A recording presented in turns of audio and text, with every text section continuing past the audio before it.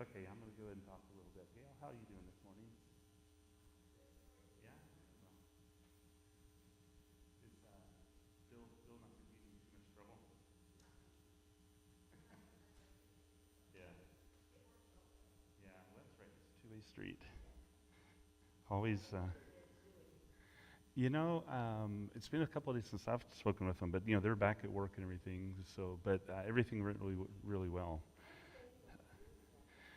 He's a loan officer, and in in Dallas. So, but he just changed offices, so that he's closer to where they're living. So, still in town, but just yeah, just the other side of town. Well, you know how Dallas traffic is.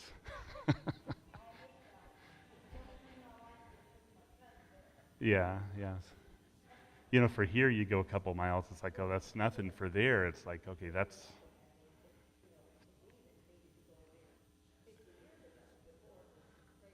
oh my, yeah. I'll tell you one.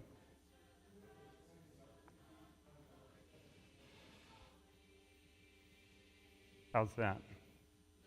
That that's any better? Okay. So one thing I do like though about with Dallas is that I guess because of not being landlocked, they've done really good about um, building their highways in before the city built in. So they so they've actually got nice wide highways. But yeah, if you're trying to get right through,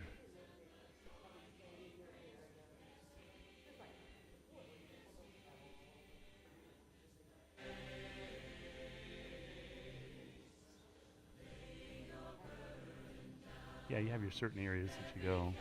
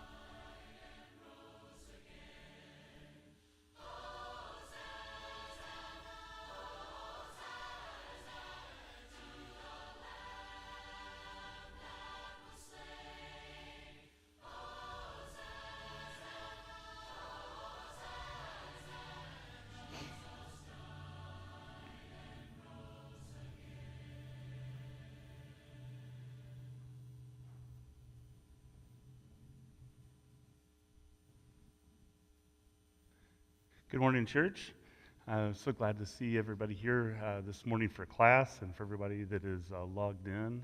It's another wonderful Sunday, and regardless of whatever weather we've got out there, it's always a wonderful day when we can worship you and learn more of God's Word for us. So, anyway, I'm very encouraged to be here with you this morning. Had something a little bit of I guess a theme-wise for our class this morning, similar to last week's, where we're dealing with some specific characters that are in the Bible. And one of the things I was wanting to ask about is if you're like me at all, you're really encouraged when you're either reading a book or watching a movie, and then you find out that it's based on a true story. Is anybody else that's like that? Yeah, it's it's kind of some people, but it's for me it's kind of encouraging when you like say watching a movie and you go through a whole story about everything that this person is dealing with and having to work through, and then and hopefully they're being successful in the end. And then you find out at the end, it's like, that was a true story. That was somebody that really did that, or really had to go through that. And it just seemed like it's real encouraging. I guess that kind of thing gives me hope. Just think it's like, you know what? Yeah, you can buck up, if you will. You can buck up. You can work through it. Find the strength, find the inner strength, draw on God's power, everything else to work through those situations. There was actually a movie that I saw just a couple days ago that was like that. And of course, thankfully, it was a football movie. What's better than a great football movie? But based on a true story. And it actually was a man of faith.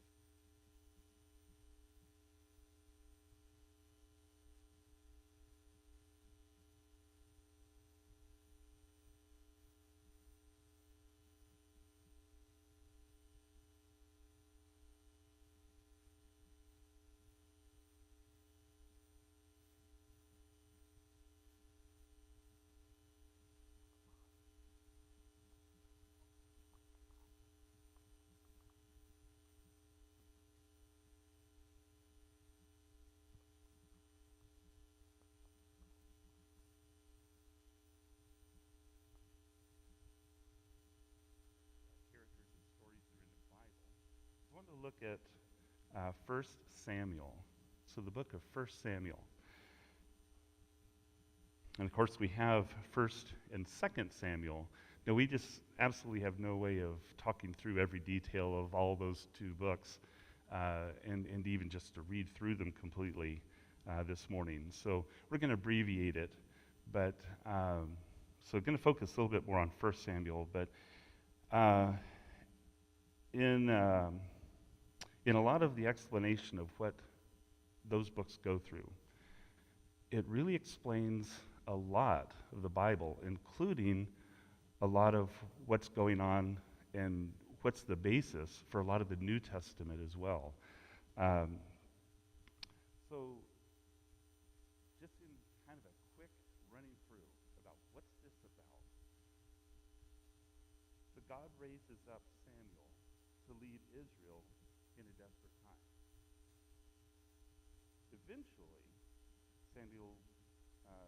Eventually, this leads to the advent of the kingdom of Israel.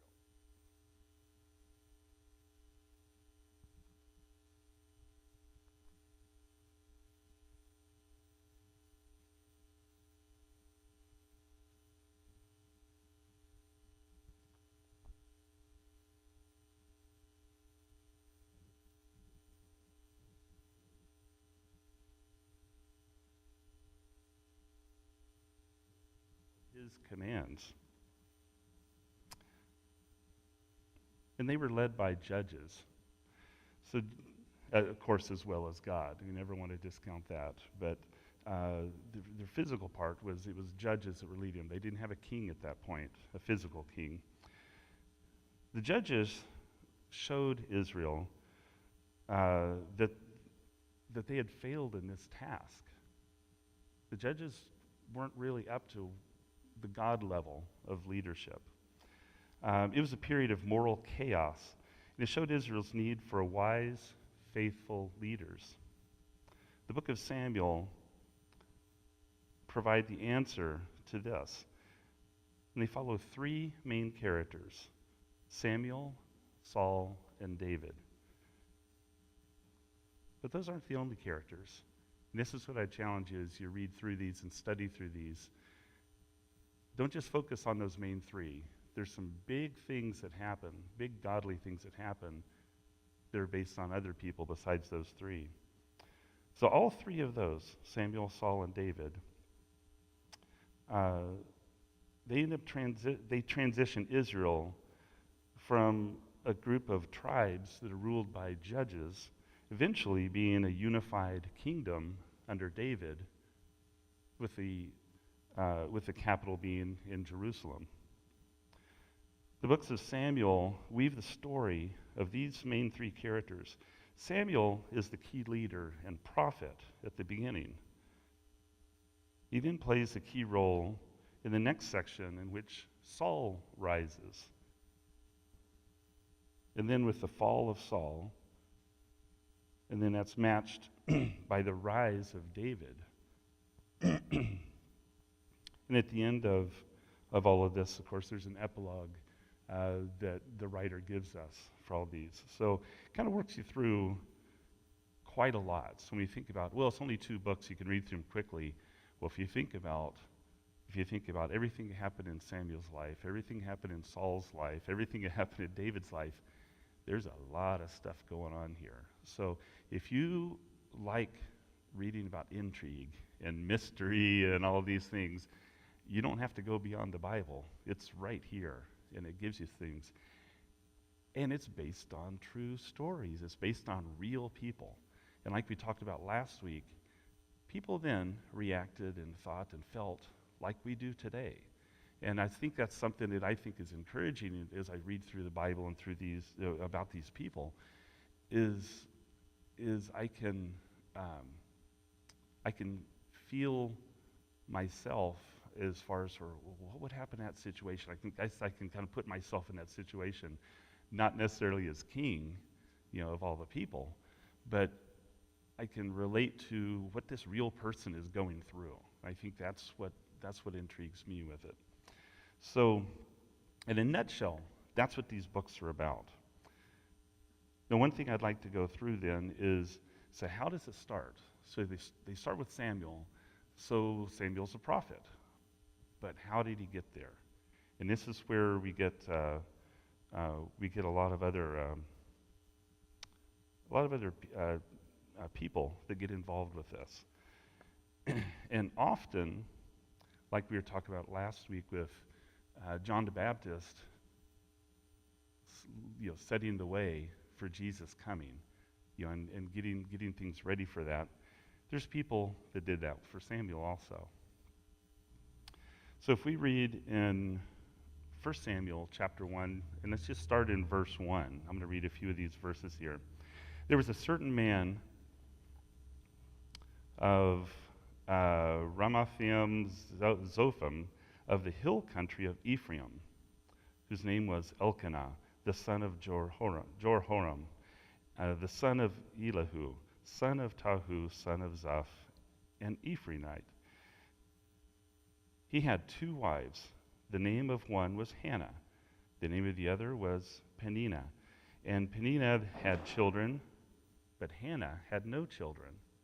And we know from other studies that was a horrible thing for Hannah. That was like a disgrace. She wasn't able to produce children, wasn't able to produce an heir for her husband. So it was like a disgrace for her. Now, I'm not a woman, so I can't speak specifically for that feeling even for today. But I know that with my wife, she takes a huge amount of pride in her children, as do I. But she takes a huge amount of pride in that, and a huge amount of pride in grandchildren and the potential grandchildren that come. That is so deep in her being. And I see that. And that's what I think is, Hannah has to be that way too. Hannah right here.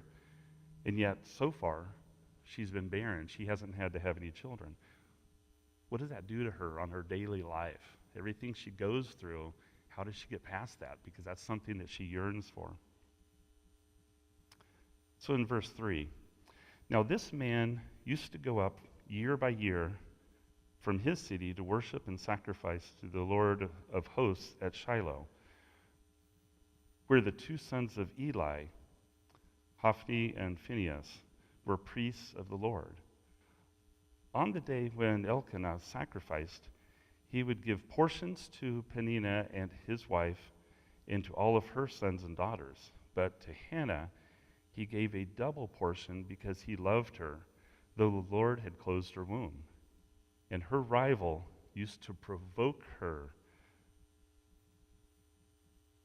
Therefore Hannah wept and would not eat. And Elkanah, her husband, said to her, Hannah, why do you weep? And why do you not eat?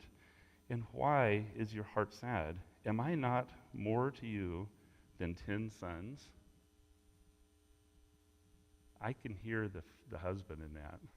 He's got his wife weeping. And wives, I don't know, you know a lot more, you understand a lot more through relationships than often I do or men do. But when that husband sees his wife weeping there, you want to fix it. A lot of times guys you want to fix things. I can't fix this. And I can hear that right there in that verse with her husband. It's like he's wanting to fix it. Why are you weeping? What can I do? He's trying to work her through that. Yeah, go ahead.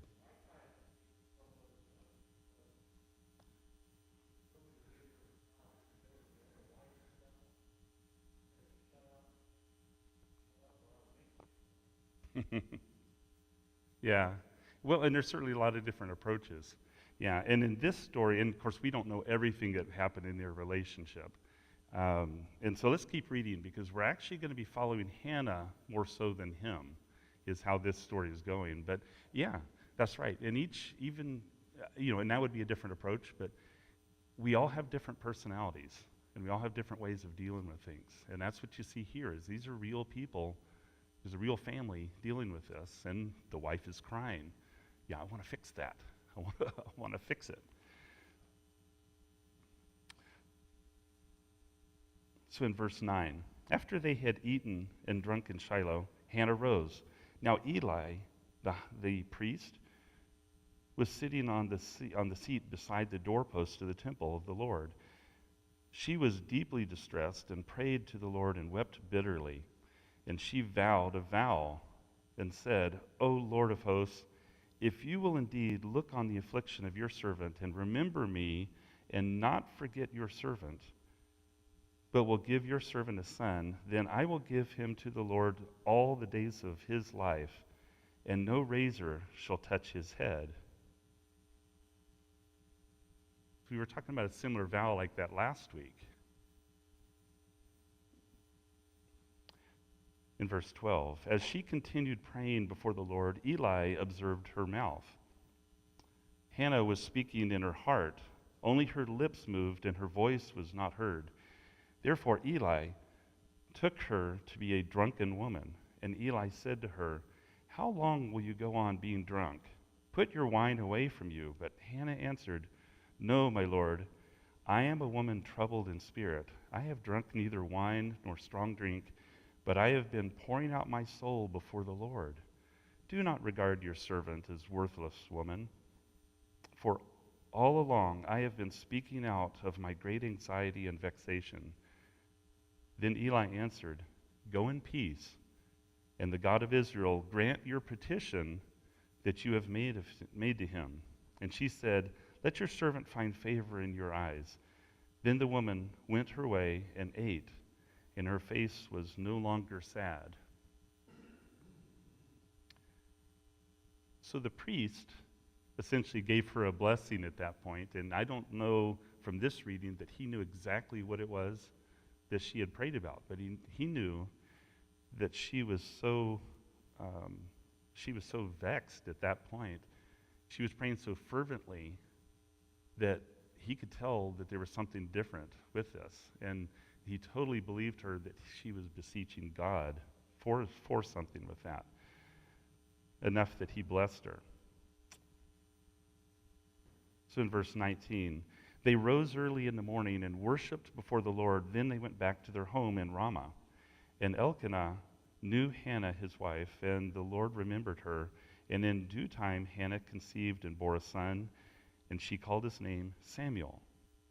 For she said, I have asked for him from the Lord. So that happened a little bit time later, but she knew. She knew that that was an answer to her prayer. So she named him Samuel. And I think it would be so easy to disconnect things. Like, oh, I'm going to have this fervent prayer. I totally feel it and everything.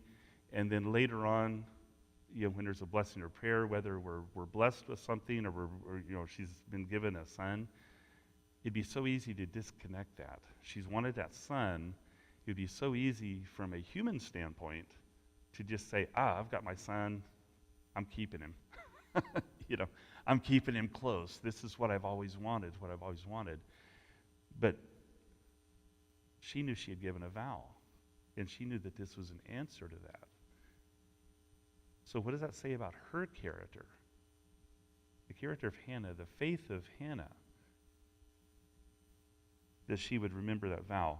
So at this point in the story, we haven't seen everything that happens within that family and as Samuel's growing, but they named him Samuel because it was the answer to the vow. So they were being open about it, that was an answer to the prayer.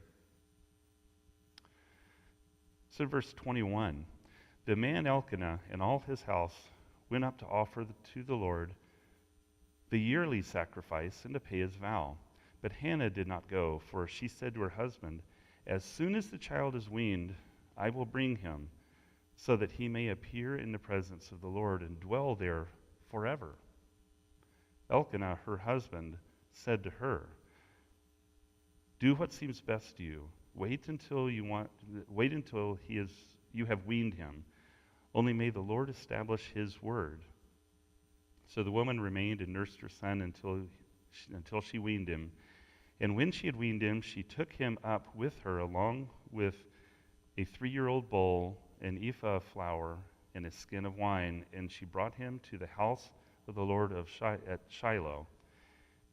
And the child was young. Then they slaughtered the bull, and they brought the child to Eli. And she said, Oh, my Lord, as you live, my Lord, I am the woman who was standing here in your presence, praying to the Lord. For this child I prayed, and the Lord has granted me my petition that I made to him. Therefore, I have lent him to the Lord. As long as he lives, he is lent to the Lord. And he worshiped the Lord there.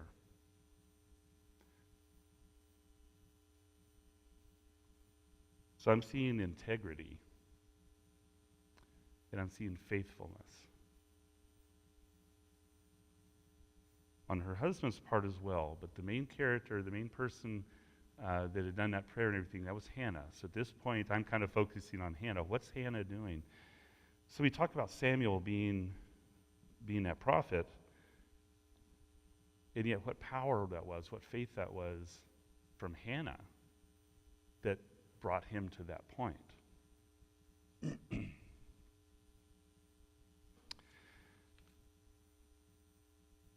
So in chapter 2, we have Hannah's prayer, or in some versions they'll say Hannah's song. And Hannah prayed and said, my heart exults in the Lord.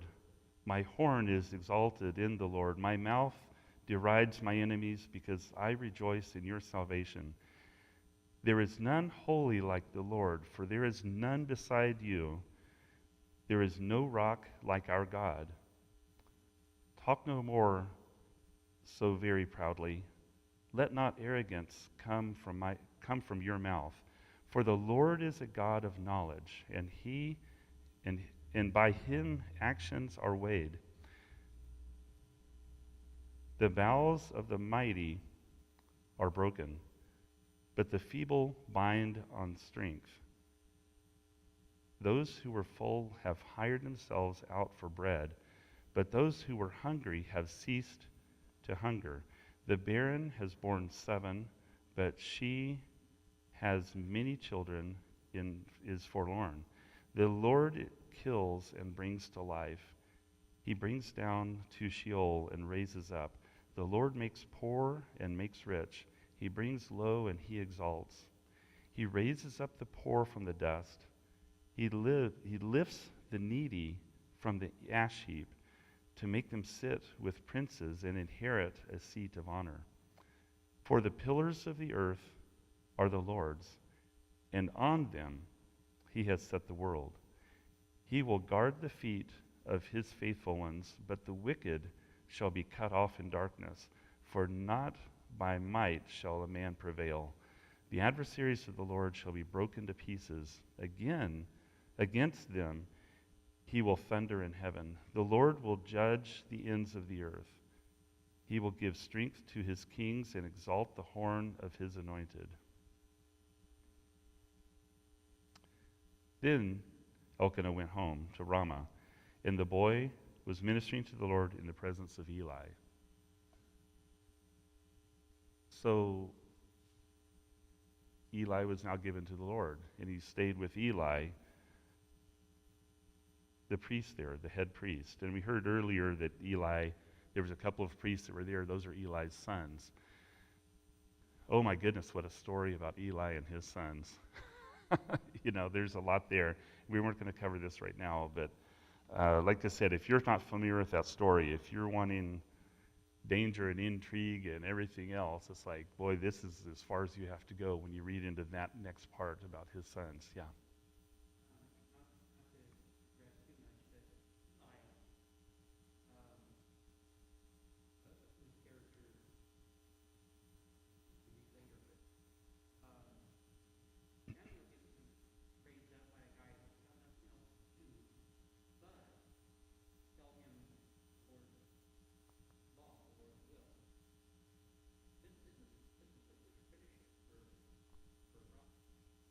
Oh, definitely.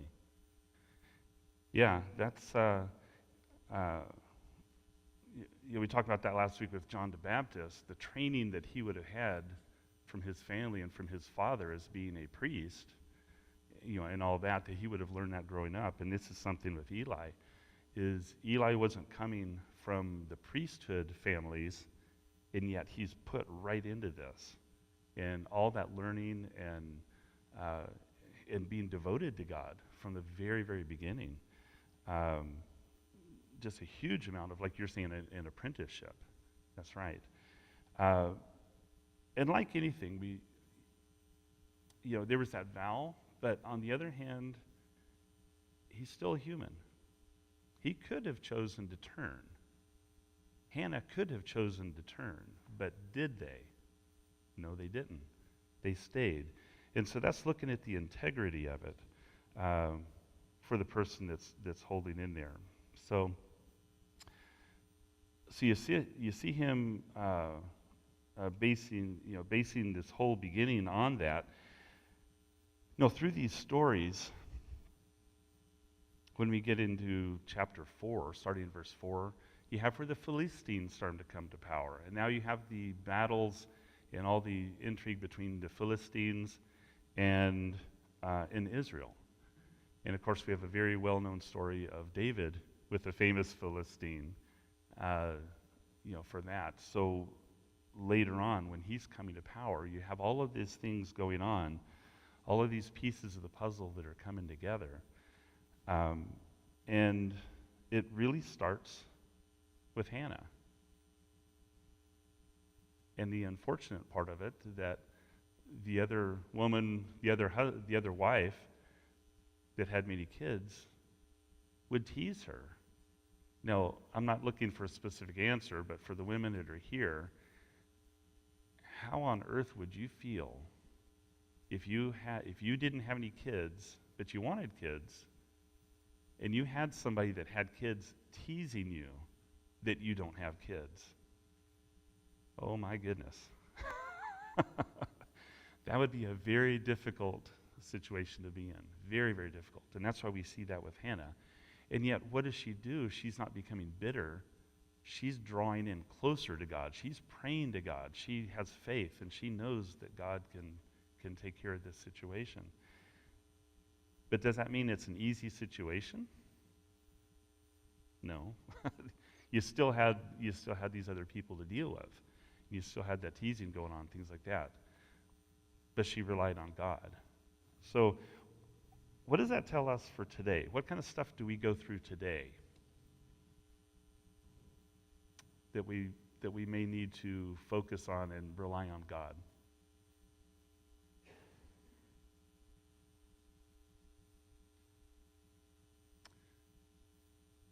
Do we have a little virus going on? Yeah, we certainly do. So do we live in fear, or do we rely on God? How do we deal with this? And of course, each of us, we're different people. We all have different emotions, different ways of dealing with things. And I'm not putting anybody down in any way, but I'm just saying, but to answer for yourself, how do you deal with that? Or what about for deaths in the family? How do you deal with that?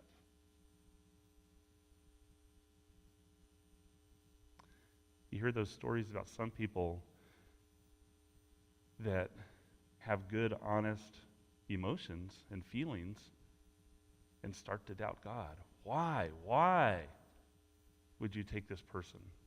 How could there be a God? God wouldn't take that person. That was a good person.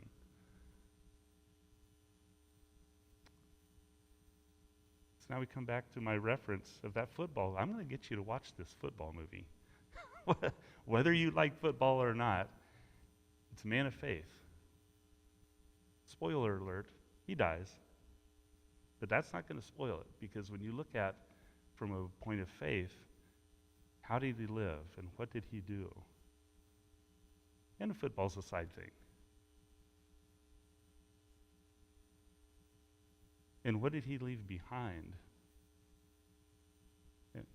from his life?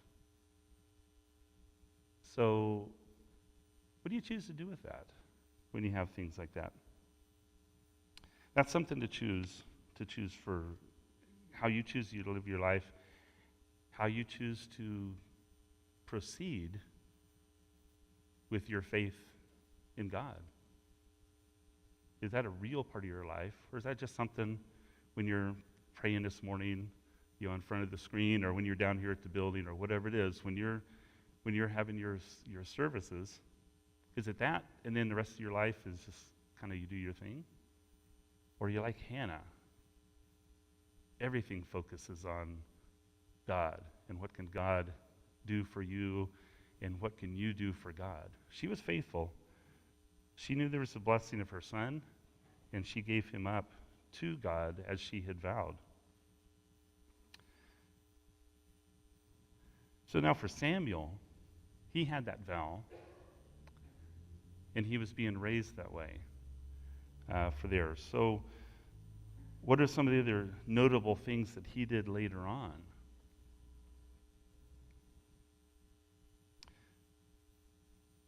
So before there was a king, before there was King Saul, it was the judges that were leading everything. And yet at one point, the people of Israel wanted, and this is after they had their dealings with the Philistines, that they wanted a king also. They felt like they needed to have an earthly king. It was just the right way to be. It's like, okay, our example, I'm not seeing Hannah's faith in that. They wanted an earthly king. They wanted a change. God wasn't enough for them. If they were even believing in God on a regular basis anyway, is of course what you would start to question.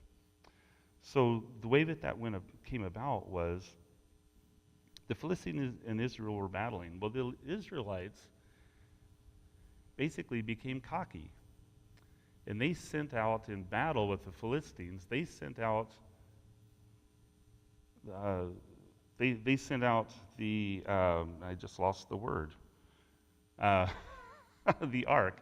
They sent out the Ark of the Covenant into battle, but in front. And they were just like, yeah, God's going to take care of it. We don't really have to do our part. Well, then what happens is the Philistines captured it and took it for themselves. They knew there was some power there. They didn't have the full understanding. They weren't the promised people. But they knew there was something there. They captured it. They put it in their temple. Well, God wasn't going to bless them, for doing that. So there ended up being huge amounts of problems for the Philistines while they had that. They had plagues and just all kinds of things. They finally got to the point where we got to get rid of this thing. I got to get rid of this thing. This thing is killing us. We got to get rid of it. So they actually sent it back to the Israelites, who ended up taking that. So it tells us, as far as the way that God's going to deal with that, God isn't in this little package, which is kind of the way the Israelites were dealing with it at that point. God's not in this little package for us to just use like we want. It's God's more than that, much, much more. And at that point, the Philistines and the Israelites really thought of it in that basis.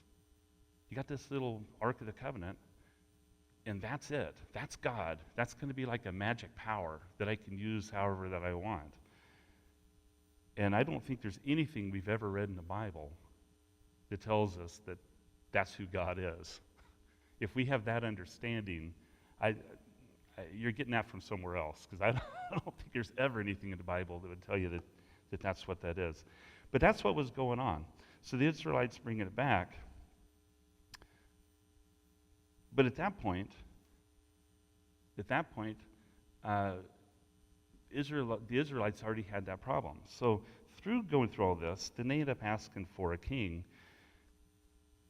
And so Eli went to God and asked him. Eli wasn't happy about it. He knew that that wasn't the way. But he talked to God about it, and God actually told him that, and said, well, if that's what they want, then give them what they want. So God was going to make a concession for them to do that. So go and find somebody. And that's where he ended up finding Saul. So through the story, Samuel ends up finding Saul and doing that. Do you have a question there, Greg?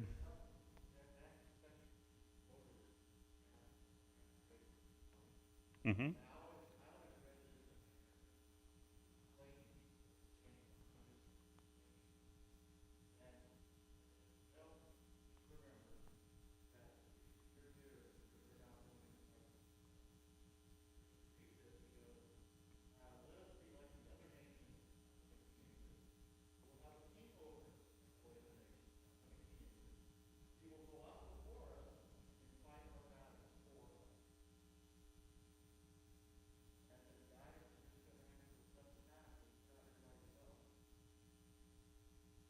Yeah.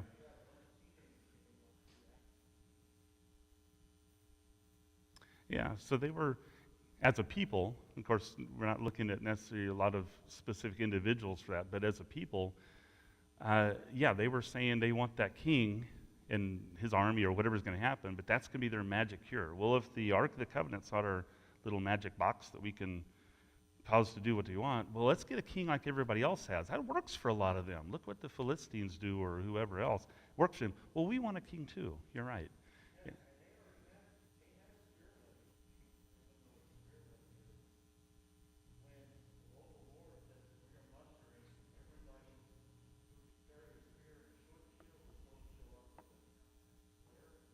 Mm-hmm.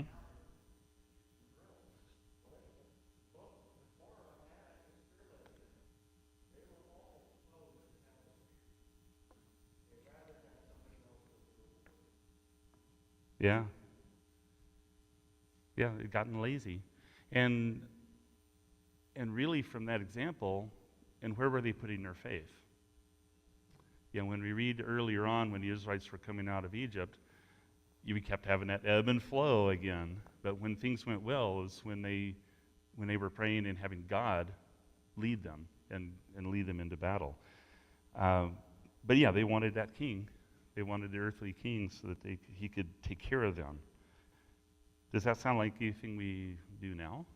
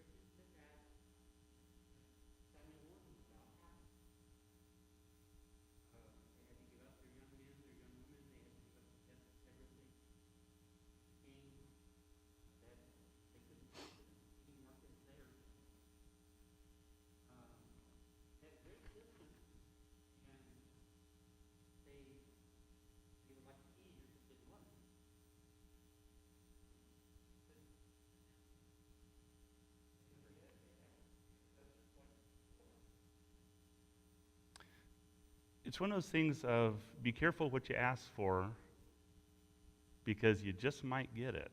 You might not you might not realize that what you're asking for is not actually what you're wanting. So be careful what you're asking for. That's right. And that seems to be what's happened here. So in the beginning, Saul had some success, won some battles, and he was, he had some success. But Saul had some particular character flaws. Honesty was a problem for him.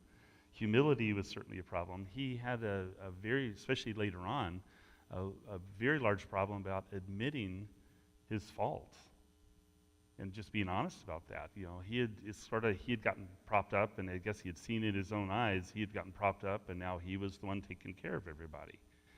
And that, of course, is not a godly model. So those flaws ended up becoming his downfall.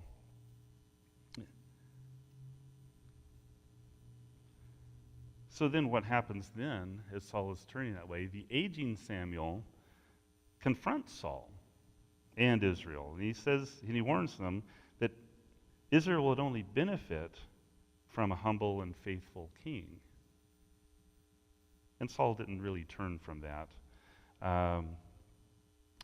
So Samuel informs Saul that God will raise up a different king. That's got to be kind of a dangerous thing. When you've got somebody that has that type of power and you're telling them something that they don't like, especially if they're not an honest, godly person, that's a dangerous thing to say. And yet that's what Samuel did. So we see that later on in this example, Samuel was willing to make the call for God, later on. It's just saying once he's advanced in age, but he was staying the course. And he was willing to do God's bidding, and he was willing to go into those hard situations to say what needed to be said. So it says something about the character of Samuel, not just when he was younger, but as he was older as well. He stayed the course with that. And go ahead.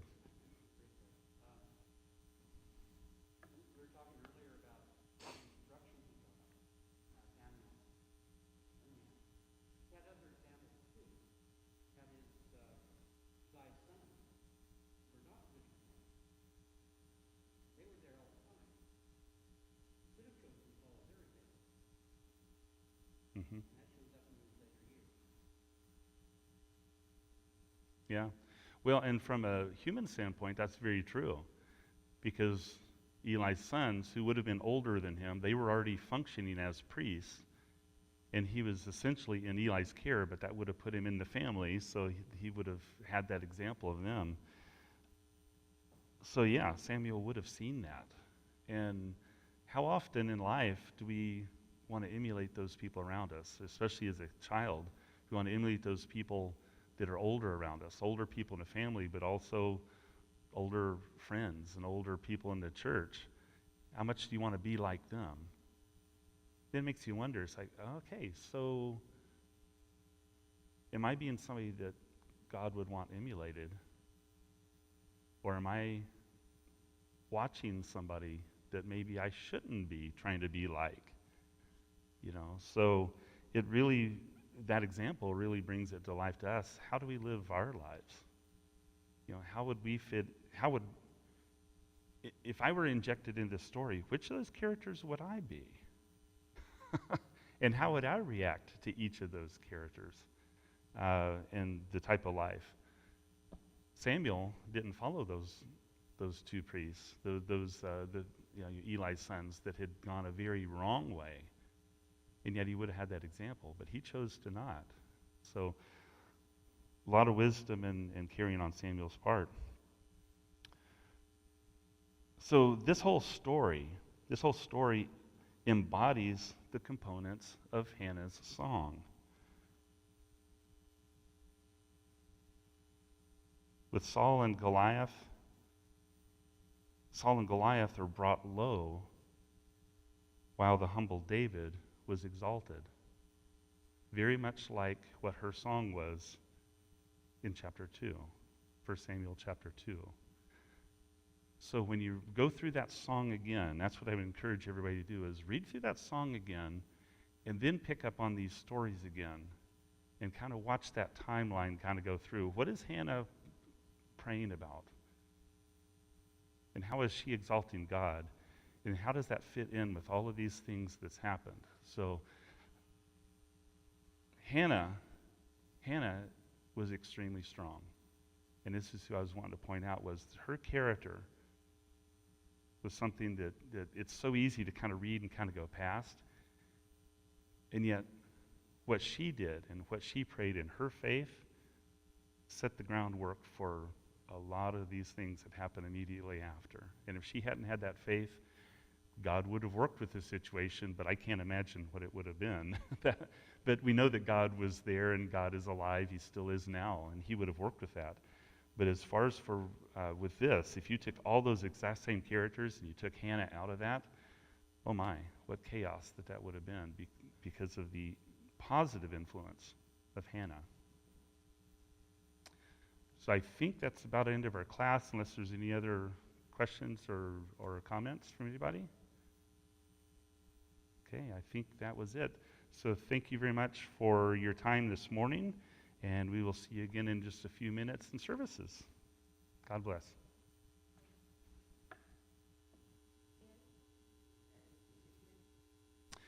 The name of that movie is called Greater, just a single word. Greater. Yeah.